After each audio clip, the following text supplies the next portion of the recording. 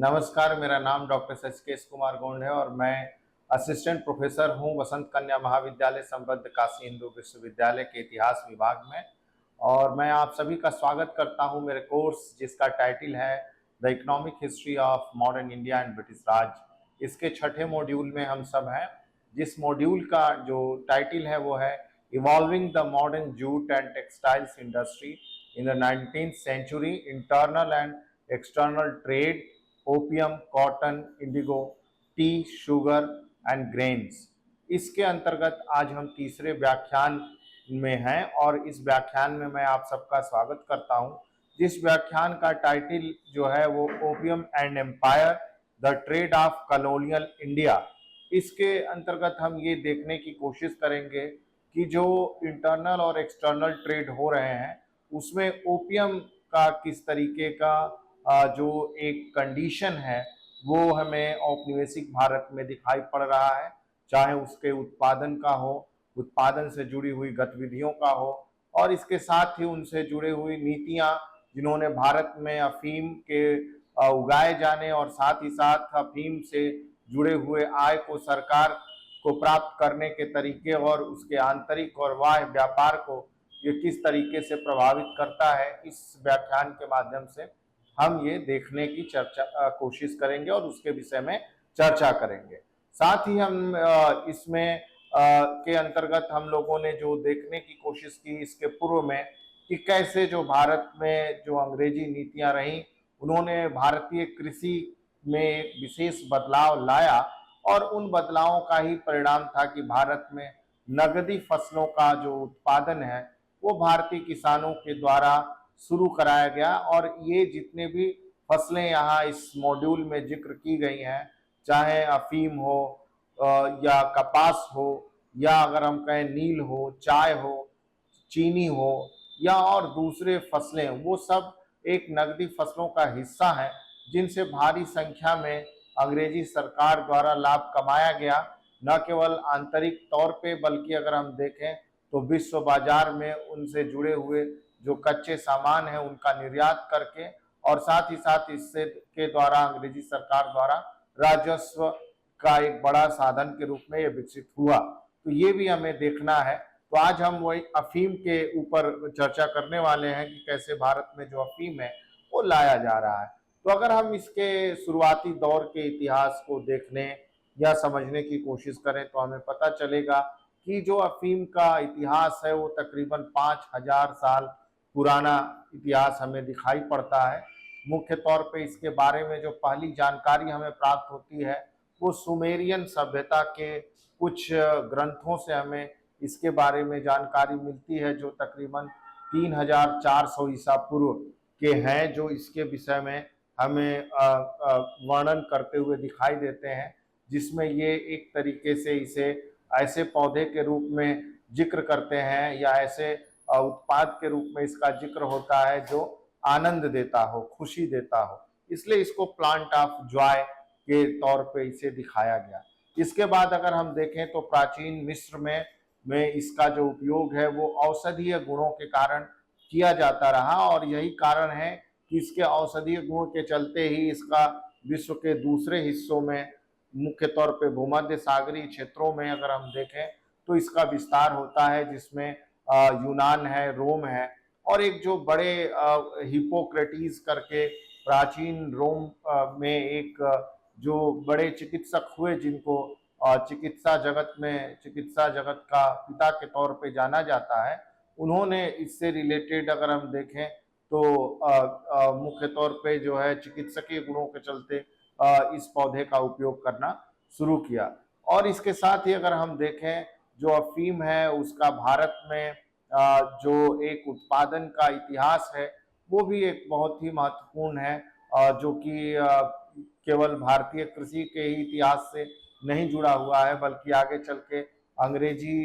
जो औपनिवेशिक काल है उससे भी जुड़ता हुआ हमें दिखाई पड़ेगा। तो इसलिए अगर हम देखें कि बड़े पैमाने पे जो है प्राचीन भारतीय सभ्यता में, चाहे हम विश्व की सभ्यताओं में देखें, मेसोपोटामिया की सभ्यता, मिस्र की सभ्यता, चीन और भारत की सभ्यताओं में, तो इस तरह इस पौधे का जिक्र हमें मिलता हुआ दिखाई पड़ता है। इसके साथ ही साथ अगर हम देखें तो आधुनिक जो चिकित्सकीय जो औषधियां हैं, उन औषधियों में इसे एक चिकित्सकीय गुण के चलते रखा जाता है, जिसका मुख्य काम दर्द निवारक के तौर पे इसका प्रयोग हमें इस पौधे के जो उत्पाद हैं उन उत्पादों का दिखाई देता है। इस तरीके से अगर हम देखें भारतीय संदर्भ में, तो भारतीय संदर्भ में अफीम का जो इतिहास है, वो इतिहास जो है कई वर्षों पूर्व का हमें दिखता है, जो इतिहास अंग्रेजी शासनकाल में भी जारी रहा और अंग्रेजी शासनकाल ने अफीम के उत्पादन और अफीम से जुड़ी हुई खेती को पूर्णतः बदल के रख दिया और ये केवल अब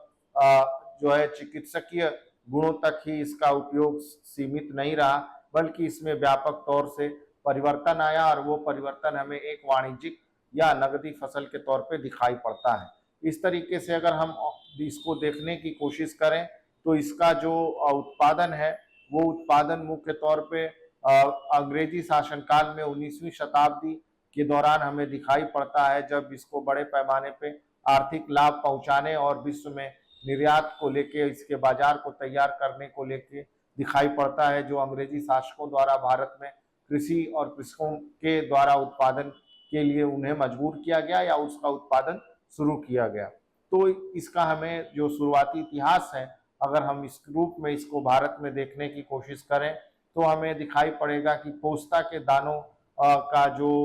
व्यापार है, या जो पोस्ता के दाने जो भारत में उगाए जाने शुरू होते हैं, वो वास्तव में भूमध्य सागरीय क्षेत्रों से फैलते हुए भारत में व्यापारिक मार्गों के माध्यम से भारत पहुंचते हैं। और उसमें मुख्य तौर पे अगर हम देखें तो 8वीं और 9वीं शताब्दी ईस्वी में जो अरब व्यापारी हैं, वो भारतीय भूभाग पे पोस्ता के दाने और अफीम के पौधों को लेके आते हैं या अफीम ले आते हैं। इसका हालांकि जिक्र हमें आयुर्वेद और यूनानी जो चिकित्सकीय पद्धतियां हैं, उन पद्धतियों में भी दिखाई पड़ता है और मुख्य तौर पे इसके चिकित्सकीय गुणों के चलते इस पौधे का बार बार जिक्र है, जिसका मुख्य तौर पे इस्तेमाल दर्द निवारक के तौर पे किया जाता है और इसके साथ ही साथ जो है इस तरह के जो है निवारक के तौर पे जो अचेतन या बेसुध हुए व्यक्ति को ठीक कर सकता हो। तो इस तरह से अगर हम देखें, यादाश्त बढ़ाने वाले पौधे और साथ ही साथ जो है दर्द निवारक पौधे के तौर पे चिकित्सकीय उपयोग इसका शुरुआती दौर से ही होता आया था और जो अलग अलग चिकित्सकीय पद्धतियां थी, उन चिकित्सकीय पद्धतियों में इसका प्रयोग हमें दिखाई पड़ता है। इसके साथ ही अगर हम देखें तो जो मध्यकाल है, उस मध्यकाल में भी इस पौधे का उपयोग बढ़ना शुरू होता है, केवल प्राचीन काल में ही हमें नहीं दिखाई देता और कई बार इस तरह के भी समय हमें इसका प्रयोग दिखता है। मुख्य तौर पे अगर हम देखें तो अलग अलग तरह से जो संस्कार समाज में किए जाते थे और इसके साथ ही साथ जो चिकित्सकीय जो उपयोग है, उसका उपयोग और मनोरंजन के उद्देश्य से भी इस पौधे का सेवन किया जाता था और कई बार तो युद्ध लड़ने वाली जातियों के द्वारा भी इसका उपयोग होता था, जो कि मध्यकाल के बाद भारत में धीरे धीरे इसके उपयोग को दिखाता है। मध्यकाल में भी ये उपयोग जारी रहा। मुगल काल के समय से ही अगर हम देखें, जहांगीर इसका एक बड़ा सेवक के तौर पे दिखाई पड़ता है और अगर हम इस रूप में भी यहाँ देखें तो बिहार और बंगाल और साथ ही मालवा का जो क्षेत्र है, इन क्षेत्रों में इसका उत्पादन या अगर हम कहें कि इसको उगाए जाने की शुरुआत हमें दिखाई पड़ती है। विशेष तौर पर अगर हम देखें तो मुगल काल में के दौरान ही इसके आर्थिक महत्व को समझा गया, खासतौर से मुगल शासकों द्वारा, और इसके आर्थिक उत्पादन के तरफ भी ध्यान दिया गया कि इससे आर्थिक और व्यापारिक लाभ उठाए जा सकते थे। यही कारण है कि अगर हम देखें तो इस काल के दौरान जो है इसे एक बहुत बहुमूल्य जो कृषि उत्पाद है, उस उत्पाद के तौर पे देखा गया, जिसपे न केवल राज्यों द्वारा उगाए जाने के लिए कोशिश कराई गई किसानों से, बल्कि दूसरे तरफ अगर हम देखें तो इसके ऊपर सरकारों के द्वारा कर लगा के राजस्व भी प्राप्त करने की कोशिश की गई। तो इस तरह से अगर हम देखें, जो अफीम है, वो अफीम का अगर हम आंतरिक तौर पे देखें विशेष तौर से, तो भारत में जो है वो मध्य एशिया और इसके साथ ही साथ अगर हम देखें मध्य पूर्व और जो है दक्षिण पूर्व एशिया में न केवल इसका बड़े पैमाने पे फैलाव हुआ, बल्कि इससे संबंधित जो व्यापार है उसका भी विस्तार होता रहा। लेकिन वास्तव में मुगल शासन काल में इन सब चीजों के होने के बावजूद भी उन्होंने अफीम को इतने बड़े पैमाने पे व्यापारिक वस्तु या एक व्यवसायिक उत्पाद के तौर पे इस्तेमाल नहीं कर पाए जितना अंग्रेजी शासन काल में इसका किया गया। तो अगर हम देखें इस दौरान तो हमें ये दिखाई पड़ता है कि जो औपनिवेशिक शासन काल है उस औपनिवेशिक शासन ने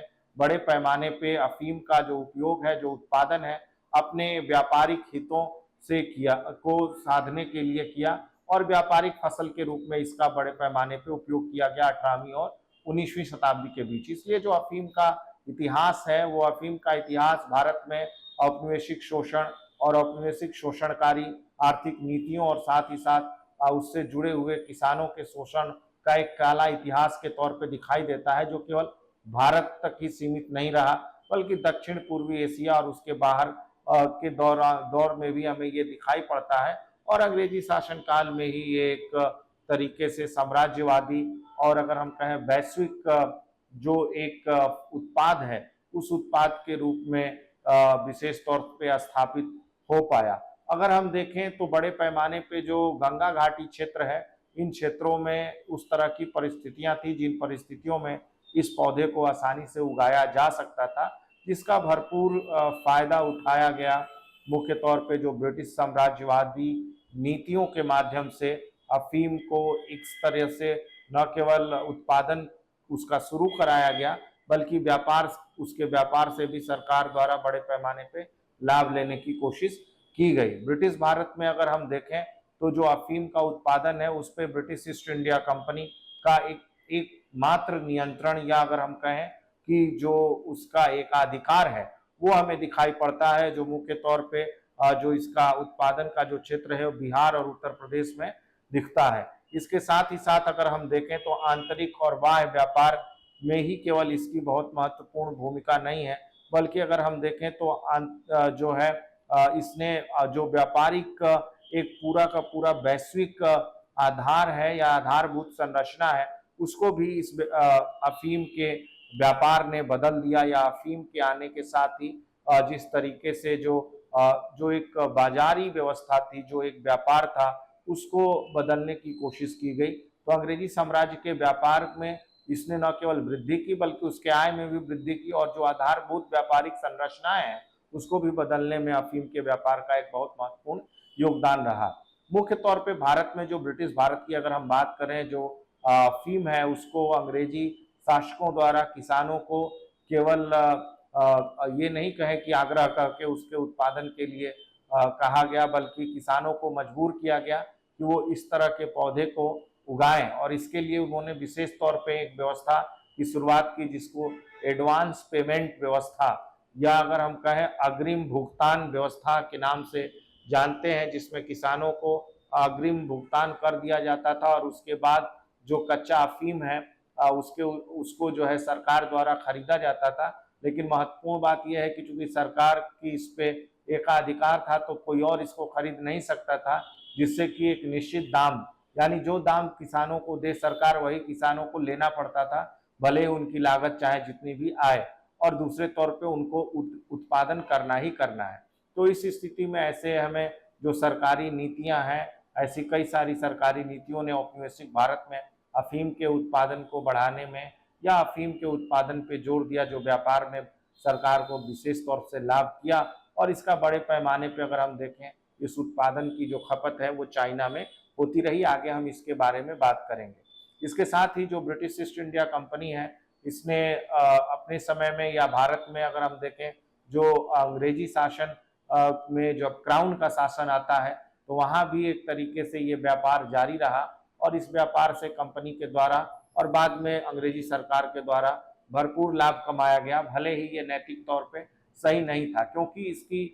इसका जो है बड़े पैमाने पे उपयोग केवल चिकित्सकीय गुणों के कारण नहीं हो रहा था, बल्कि अगर हम देखें तो वो बड़े पैमाने पे जो नशे की लत है वो भी एक तरीके से इस पे हावी होती थी और समाज का एक बड़ा हिस्सा इसका उपयोग चिकित्सकीय गुणों की बजाय नशे की लत में करता था। और यही कारण था, जब हम देखेंगे कि अफीम को लेके कैसे अंग्रेजी जो व्यापारी हैं वो चीन के साथ व्यापार करते हैं और बड़े पैमाने पे चीन में इसकी खपत होनी शुरू होती है और चीन के जो लोग हैं वो नशे के आदी हो जाते हैं और भारत से उगाई गई अफीम का एक बड़ा केंद्र वो चीन बनता है, भले ही वो नैतिक या अनैतिक तरीके से जो अंग्रेजी व्यापारी है उसको वो ले जा रहे हैं। तो अगर हम देखें इन सब परिस्थितियों में ब्रिटिश ईस्ट इंडिया कंपनी जब 1757 के बाद प्लासी के युद्ध के बाद से जब बंगाल, बिहार और उड़ीसा के क्षेत्रों को नियंत्रण में लाती है, तो ये एक कृषि प्रधान क्षेत्र थे और यहाँ पे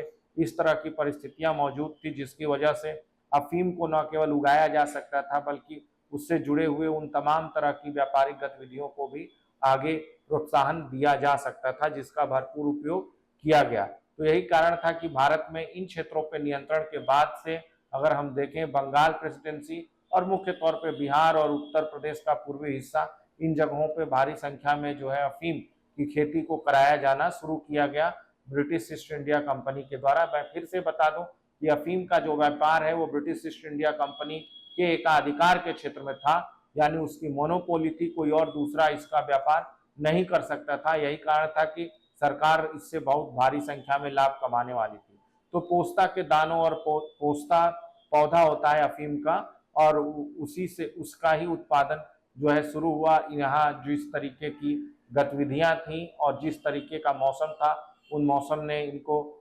इस तरह के पौधे के प्लांटिंग में एक महत्वपूर्ण भूमिका निभाई। यही कारण था कि अगर हम देखें तो भारत में जो अफीम का उत्पादन है मुख्य तरह से दो व्यवस्थाओं के तहत उभर के सामने आता है, जिनको कहा गया, एक को बंगाल व्यवस्था और दूसरे को कहा गया मालवा व्यवस्था। तो बंगाल व्यवस्था के अंतर्गत जो अफीम का उत्पादन था उसका पूर्ण नियंत्रण ब्रिटिश ईस्ट इंडिया कंपनी के पास था। मालवा व्यवस्था के अंतर्गत उसको पूर्ण नियंत्रण नहीं था, लेकिन कंपनी ने आगे चल के न केवल इसको एक तरीके से रेगुलेट किया बल्कि साथ ही साथ वहाँ उत्पादन को नियंत्रित किया और इसके साथ ही वहाँ पे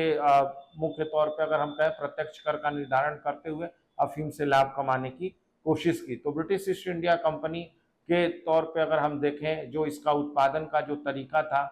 वो बहुत ही अपने आप में एक तरीके से अलग किस्म का तरीका, जिसका भी मैं पहले ही जिक्र कर रहा था कि किसानों को एक तरीके से उनके ऊपर दबाव डाल के अफीम के उत्पादन के लिए उनको मजबूर किया गया और उनके साथ जो है वो कॉन्ट्रैक्ट साइन किए गए। उस कॉन्ट्रैक्ट को कहा गया एडवांस सिस्टम, या जिसको हम कह सकते हैं अग्रिम व्यवस्था। इस अग्रिम व्यवस्था के अंतर्गत किसानों को कंपनी द्वारा एक निश्चित भुगतान करने के बाद उन्हें उत्पादन का एक तरीके का अधिकार मिल जाता था, लेकिन महत्वपूर्ण बात यह है कि कंपनी उसको एक निश्चित राशि पे ही किसानों का ये उत्पादन खरीदती थी और जाहिर सी बात है कि इससे किसानों को बिल्कुल भी फायदा नहीं होगा। क्यों? क्योंकि सब मान लीजिए कि अगर किसानों की लागत 100 रुपये है और कंपनी कहे कि हम आपसे इसको 50 रुपये में खरीदेंगे, मैं एक उदाहरण दे रहा हूँ, तो ये जाहिर सी बात है कि कंपनी के लिए एक तरीके का ये लाभ का सौदा होगा और दूसरे तरफ किसानों के लिए घाटे का सौदा। क्यों? क्योंकि बाजार में ये कई गुना अधिक दाम पे बिकेगा। तो वास्तविक जो बाजार का लाभ था वो भारतीय किसानों को नहीं मिल पाया। यही कारण था कि अगर हम देखें तो ऐसी स्थिति में जो कंपनी है वो न केवल किसानों से अफीम का उत्पादन करा रही थी बल्कि दूसरी तरफ उसके द्वारा जो दिया जाने वाला पैसा था या दिया जाने वाला इस तरह का एडवांस जो भुगतान था वो उतना नहीं था जिसकी वजह से किसान उसका लाभ उठा सके। यही कारण है कि किसानों के शोषण का एक कारण बनता है। तो कच्चे अफीम को सरकार द्वारा एक तरीके से उसको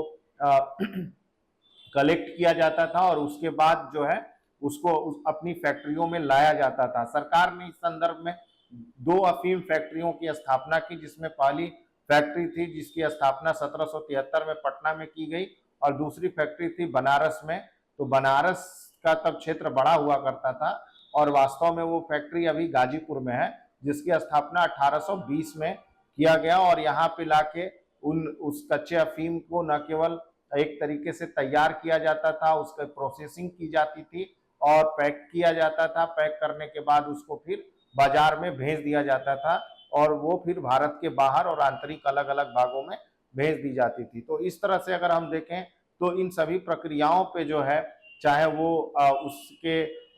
उगाए जाने से संबंधित हो या उसके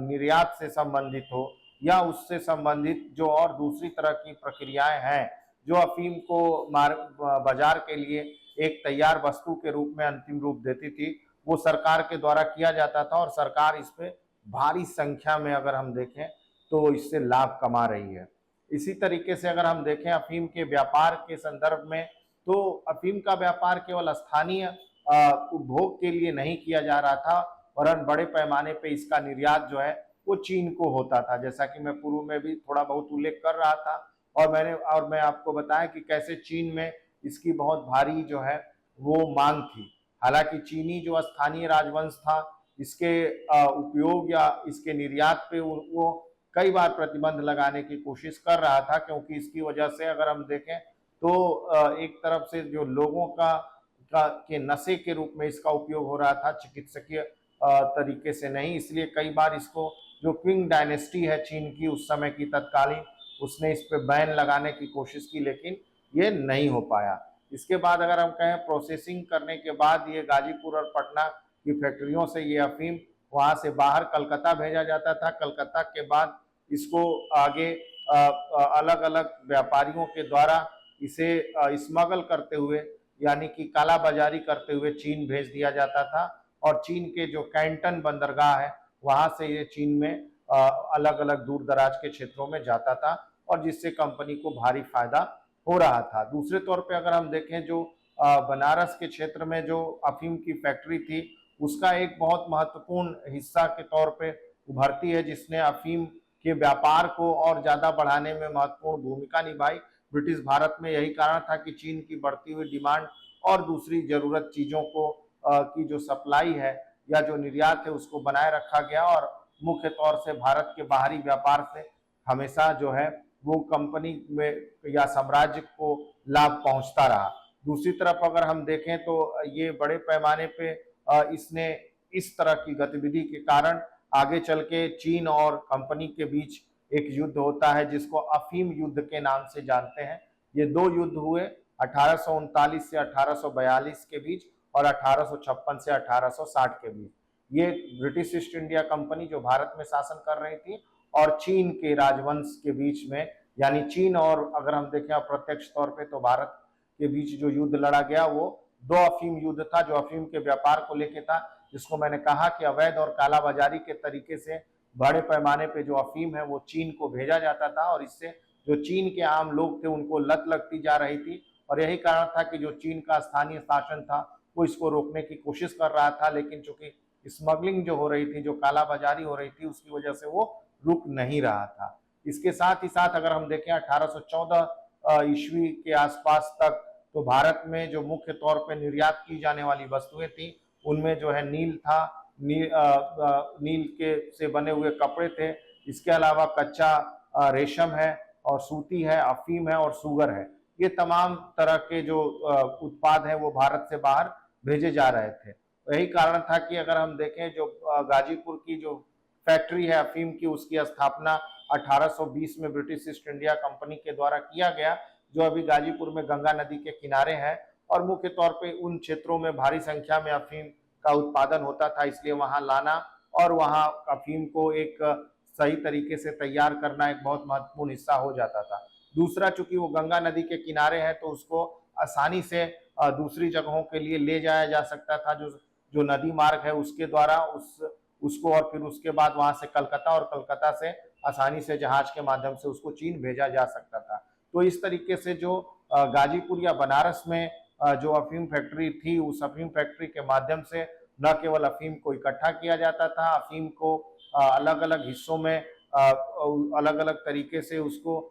बनाया जाता था, उसको प्रोसेस किया जाता था, ईंटों में एक तरीके से कन्वर्ट किया जाता था, लोफ जैसे ब्रेड का हो, और बड़े पैमाने पे केक की तरह उसे बना के और फिर उसके बाद उसको स्टोरेज करते हुए आगे भेज दिया जाता था। उसी तरह से अगर हम देखें तो सबसे पहले पटना की जो अफीम फैक्ट्री है वो भी उसकी स्थापना होती है 1773 में, और ये गुलजार बाग का एक क्षेत्र है वहाँ पे ये हो रहा है। और वहाँ से भी बड़े पैमाने पे अगर हम देखें गंगा नदी, पटना चूंकि बसा ही गंगा और सोन नदी के संगम पे है, तो वहाँ से आसानी से गंगा नदी का जो नदी मार्ग है उसका उपयोग करते हुए भारी संख्या में जो अफीम के पैकेट्स थे, जो बैग थे, उनको जो व्यापारी थे वो कोलकाता ले जाते थे, और कोलकाता से वो फिर चाइना चला जाता था। तो ये एक बड़ा नदी मार्ग है जो हमें दिखाई पड़ता है। और इस तरीके से अगर हम देखें तो भारत में बड़े पैमाने पे जो अफीम का उत्पादन था वो हमें दिखाई पड़ता है। लेकिन आंतरिक तौर पे अगर हम देखें तो जो किसानों का शोषण है इसकी वजह से बढ़ना शुरू हुआ। किसान जो है एक बार अगर इस व्यवस्था में फंस गए, इस एडवांस भुगतान व्यवस्था में, तो वो फंसते ही चले गए। और यही कारण था कि बड़े पैमाने पे जो अफीम का जो एक उत्पादन था, इस उत्पादन ने कई तरह की चीजें खड़ी की। एक तो शोषण भारतीय किसानों का, और भारत में अलग अलग तरह से अगर हम देखें भारत में भी इससे जुड़े हुए जो नशे की लत है वो भी बढ़ रही थी, लेकिन उतनी नहीं थी जितनी चीन में। तो नैतिक तौर पे चीन के लोगों को वास्तव में अफीम का लत लगाने का जो काम था वो ब्रिटिश ईस्ट इंडिया कंपनी द्वारा किया गया, जो बहुत ही अनैतिक था। वास्तव में अफीम का उपयोग होना चाहिए था चिकित्सकीय उपयोग के लिए, लेकिन ऐसा नहीं हो सका। दूसरा ये है कि बड़े पैमाने के पे जो अफीम का उत्पादन था जो किसानों से कराया जा रहा है, उससे किसान खाद्यान्न फसल नहीं उगा पा रहे हैं। और यही कारण था कि खाने की जो कमी है, अनाज की कमी है, वो हमें साफ दिखाई पड़ती है, क्योंकि इन क्षेत्रों में किसानों और उनके परिवार भूखों मरने पर मजबूर हुए। कई बार तो उनके पास पैसे नहीं रहते थे और ऐसी स्थिति में वो साहूकारों और दूसरे ऋण का बोझ उनके ऊपर बढ़ता चला जाता था। तो अगर हम देखें इन सब चीज़ों के हिसाब से, तो इस समय हमें दिखाई पड़ेगा कि कैसे अफीम का जो एक उत्पादन था, अफीम का जो प्लांटेशन था, उसने भारत ही नहीं बल्कि अगर अगर हम देखें तो भारत के बाहर भी इस तरह से अनैतिक गतिविधियों को बढ़ाने में एक महत्वपूर्ण भूमिका निभाई। और जो एक तरीके से भारतीय किसानों को एक तरफ बर्बाद किया तो दूसरे तरफ चीन के लोगों को। यही कारण है। अच्छा, चीन के साथ जो इंग्लैंड का व्यापार है उसको भी समझ लेना बहुत जरूरी है, क्योंकि 18वीं शताब्दी तक अगर हम देखें जो चीन से उत्पादन होने वाली वस्तुएं हैं जैसे चाय, दूसरा अगर हम बात करें सिल्क यानी कि रेशम, और इसके साथ चीनी मिट्टी के जुड़े हुए जो बर्तन या उत्पाद थे, उनका भारी मांग था इंग्लैंड में। तो इंग्लैंड के जो व्यापारी थे वो बड़े पैमाने पे चीन से उन वस्तुओं को खरीदते थे, बदले में उनको भारी संख्या में चांदी के सिक्के देते थे, या अपना उनके ऊपर जो व्यापार था वो हमें दिखाई पड़ता है कि जो व्यापारिक संतुलन है वो चीन के तरफ ज्यादा झुका हुआ था। तो ऐसी स्थिति में अंग्रेजी व्यापारियों को घाटा होता था। तो इस व्यापारिक संतुलन को एक बराबर तरीके से बनाए रखने के लिए ही भारत में इस तरह के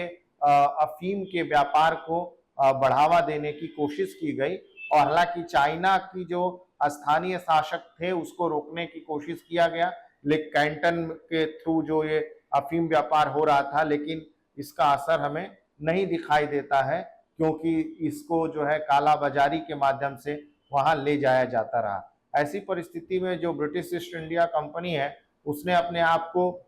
एक तरीके से अलग कर लिया 1834 में अफीम के व्यापार और उनसे जुड़ी हुई गतिविधियों से। लेकिन वास्तव में जो अगर हम देखें कि जो कालाबाजारी है वो जारी रही, वो रुकी नहीं। जिस कालाबाजारी से कंपनी ने अपने आप को अलग किया था वो क्योंकि कंपनी के जो कर्मचारी थे और जो अमेरिकन व्यापारी थे, उन व्यापारियों ने इसको जारी रखा। यही कारण था कि आने वाले समय में चीन के साथ दो युद्ध होते हैं अफीम को लेके, जैसा मैंने पूर्व में जिक्र किया। 1839 से 42 में जो पहला युद्ध होता है उसमें हालांकि चीन हार जाता है, और उसके बाद जो है ट्रीटी ऑफ नानकिंग होती है 1842 में, जो संधि होती है ट्रीटी ऑफ नानकिंग का, उसने अंग्रेजी व्यापार के लिए चीन के द्वार को खोल दिया। हांगकांग 99 वर्ष के लीज पे ब्रिटिश ईस्ट इंडिया कंपनी या ब्रिटेन को मिल गया, और उसके बाद कई तरह के और व्यापारिक विशेषाधिकार चीन में कंपनी को मिले, जिसके बाद दूसरे अफीम युद्ध में चीन की पुनः हार हुई। और उस हार के बाद जो है पश्चिमी जो व्यापारी थे या पश्चिमी जो साम्राज्यवादी थे, उन लोगों का विशेषाधिकार चीन में और ज्यादा बढ़ गया। ऐसी परिस्थिति में अगर हम देखें तो ब्रिटेन का जो साम्राज्यवादी एक दृष्टिकोण था, जो किसी भी तरीके से अपने व्यापार और लाभ के लिए कुछ भी कर गुजरने वाली स्थिति, वो हमें अफीम के व्यापार और चीन के साथ जो होने वाले युद्ध है वो दिखाई पड़ता है, जिसमें सार्वजनिक स्वास्थ्य और समाज का बिल्कुल भी ध्यान नहीं रखा गया। यही कारण था कि 19वीं शताब्दी तक अगर हम देखें तो भारत में एक बड़ा व्यापार का माध्यम जो है वो चीन, माफ कीजिएगा, चीन की वजह से अगर हम देखें तो ब्रिटेन या ब्रिटिश ईस्ट इंडिया कंपनी हमें दिखाई पड़ता है लाभ उठाते हुए, क्योंकि भारत में जो राजस्व था या सरकार की आय का जो बड़ा स्रोत था वो भूमि पे लगा हुआ कर था। लेकिन 1870 और 80 तक अगर हम देखें तो इस दौरान जो है दूसरा जो सबसे बड़ा जो आय का साधन था सरकार का, वो अफीम के व्यापार से होता था। और 1870 से 1880 के बीच प्रति वर्ष 6,500 टन का अफीम भारत से चीन को, और केवल चीन को ही नहीं बल्कि अगर हम देखें दक्षिण पूर्वी एशिया में बड़े पैमाने पे निर्यात किया जाता रहा अंग्रेजी साम्राज्य द्वारा। और इससे माध्यम से भारी संख्या में जो लाभ है वो ब्रिटिश ईस्ट इंडिया कंपनी उठाती रही और अपने द्वारा जो है अगर हम देखें तो वित्तीय लाभ वो उसके द्वारा कमाती रही। इन्हीं परिस्थितियों में चीन और चीन से जुड़े हुए जब विवाद खड़े हुए तो इसके लिए अलग अलग विरोध बढ़ने शुरू हुए और इन विरोध के परिणाम स्वरूप हमें एक दबाव जो है वो दिखाई पड़ता है और सरकार के ऊपर। और ऐसी स्थिति में सरकार ने अफीम के व्यापार को चलाना चाहिए नहीं चलाना चाहिए, इसके लिए कमीशन का गठन किया जिसका नाम था रॉयल कमीशन ऑफ अफीम, जो 1893 में गठित किया गया और 1895 में इसको रिपोर्ट अपनी देनी थी, जिसको यह निरीक्षण करना था कि भारत में अफीम के व्यापार और उसके अगर हम देखें कंजम्पशन या उपभोग में कितना जो है प्रभाव पड़ रहा है, साथ ही साथ ये समाज और स्वास्थ्य के लिए कितना हानिकारक है, इसको आगे इसके उत्पादन को किया जाना चाहिए या नहीं, या इसको किस तरह के नियंत्रण की आवश्यकता है। इन तमाम बिंदुओं पे अपनी रिपोर्ट जो है ये प्रस्तुत की गई मुख्य तौर पे इस कमीशन के द्वारा। लेकिन कमीशन ने अंग्रेजी साम्राज्यवाद का ही समर्थन किया और वो एक तरीके से चीजें जारी रही और बिल्कुल भी उसने इस पे कहीं भी किसी भी तरीके का एक तरीके से नियंत्रण नहीं लगाया, बल्कि उसने व्यापार को न्यायोचित ही ठहराया और साथ ही कहा कि जो ब्रिटिश ईस्ट इंडिया कंपनी का जो एक अधिकार था इसके उत्पादन और इसके प्रोसेसिंग पे वो बना रहेगा। इसके साथ ही साथ इसको ये बहुत बड़ा कोई ऐसा नहीं है नुकसानदायक पौधा जिससे इस पे बैन लगाया जा सके और ना ही इस पे किसी भी तरह से रोकने की कोशिश की गई। तो अगर हम इन तमाम प्रावधानों को पढ़ें तो इन तमाम प्रावधानों से ये पता चलता है कि इस आयोग ने ब्रिटिश ईस्ट इंडिया कंपनी का ही साथ दिया, बल्कि इसने कहीं भी व्यापार को कम करने की कोशिश नहीं की। यही कारण था कि अगर हम देखें तो जो चीन में जिस तरीके से स्वास्थ्य और उन तमाम चीज और भारत में जो है किसानों की स्थिति के दम पे अफीम का व्यापार जो है वो फलता फूलता रहा। दूसरा, जैसा कि मैं जिक्र कर रहा था, मालवा जो मध्य प्रदेश का क्षेत्र है वहां भी बड़े पैमाने पे जो अफीम है उसका उत्पादन अंग्रेजी सरकार द्वारा नियंत्रित किया जाता रहा और वहां से चीन और चीन के बाहर और दूसरे जगहों पे भेजा जाता था। मुख्य तौर पे वहां से उत्पादित होने वाली अफीम को बॉम्बे के माध्यम से बॉम्बे पोर्ट के माध्यम से वहां एक्सपोर्ट किया जाता था। 1840 और 50 के बीच के दशक में अगर हम देखें तो मालवा जो व्यापार है वो मुख्य तौर पे अंग्रेजी सरकार द्वारा नियंत्रित किया जाता रहा और बड़े पैमाने पे जो इस पे नियंत्रण था वो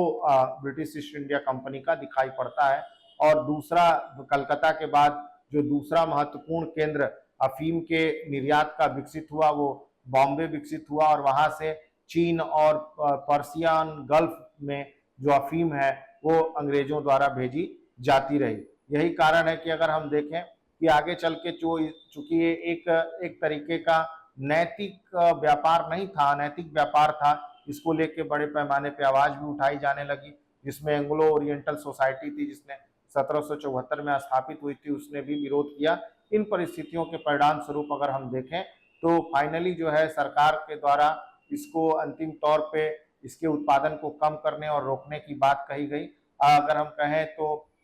स्थानीय तौर पे जो इसका उत्पादन है और स्थानीय उपभोग है उस तक सीमित रखने की बात कही गई और 1813 तक आते आते चीन के साथ जो ये व्यापार था इसको रोक दिया गया अफीम का और इसे केवल घरेलू और साथ ही साथ चिकित्सकीय उपयोग के लिए ही रखा गया। तो अगर हम देखें इन परिस्थितियों के माध्यम से अगर ये समझने की कोशिश करें भारत में जो अफीम है उसका वो अफीम एक तरीके से अंग्रेजी आय का सबसे बड़ा स्रोत बना, क्योंकि वो भूमि राजस्व के बाद दूसरा सबसे बड़ा राजस्व का एक माध्यम बना। 6,500 टन प्रति वर्ष भारत से अफीम भेजी जाती रही चीन और भारत विश्व के दूसरे हिस्सों में, जिसमें एशिया के अलग अलग क्षेत्र शामिल थे। तो अगर हम देखें अफीम का जो एक चरित्र दिखाई देता है, वो चरित्र मुख्य तौर पे अफीम के उत्पादन का एक शोषणकारी चरित्र दिखता है, जिसमें आंतरिक तौर पे अगर हम देखने की कोशिश करें तो भारतीय किसानों का जो एक शोषण है वो दिखाई पड़ता है। और साथ ही साथ अगर हम देखें जो बाहरी तौर पे अंग्रेजी साम्राज्य की जो नीतियां रही, वो नीतियां केवल वो अपने लाभ के लिए दिखाई पड़ती हैं, जिन्होंने चीन और विश्व के दूसरे जो व्यापार है उसको एक तरीके से एक अधिकारित करने की कोशिश की। मुख्य तौर पे इसकी शुरुआत ही इसीलिए की गई ताकि चीन के साथ व्यापार का जो एक संतुलन है, उस संतुलन में अंग्रेजी जो है सत्ता वो जीत सके। तो ऐसी स्थिति में अफीम के इन तमाम